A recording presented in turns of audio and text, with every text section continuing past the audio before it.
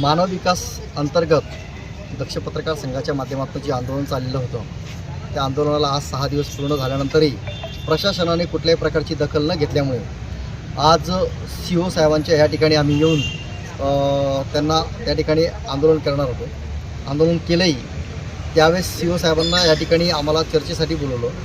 चर्चेअंती त्यांनी सांगितलेलं आहे की हा विषय आम्हाला अजून माहितीच नाही.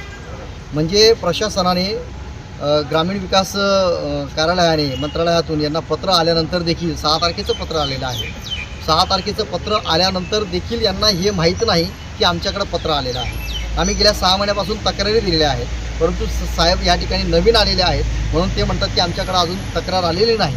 म्हणजे भोंगळ कारभार चाललेला आहे का प्रशासनाचं, याच्यातनं हे सिद्ध होतं. दुसरी गोष्ट, जे काही जिल्हा ग्रामीण विकास यंत्रणेचे जे काही अधिकारी आहेत त्या अधिकाऱ्यांना वाचवण्याचा या ठिकाणी प्रयत्न आहे का.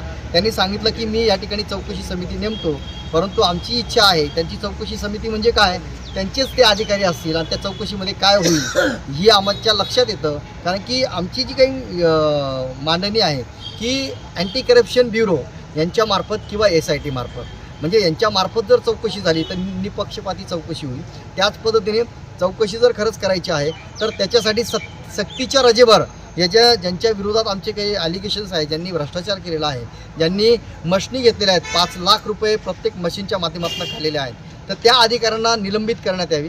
तर ती पक्षपाती पण निपक्षपाती त्या ठिकाणी चौकशी होऊ शकते. परंतु साहेबांनी तसे कुठल्याही प्रकारचं मान्य न केल्यामुळे आमचं जे काही आंदोलन आहे ते आमचं आंदोलन ह्या ठिकाणी चालूच राहील.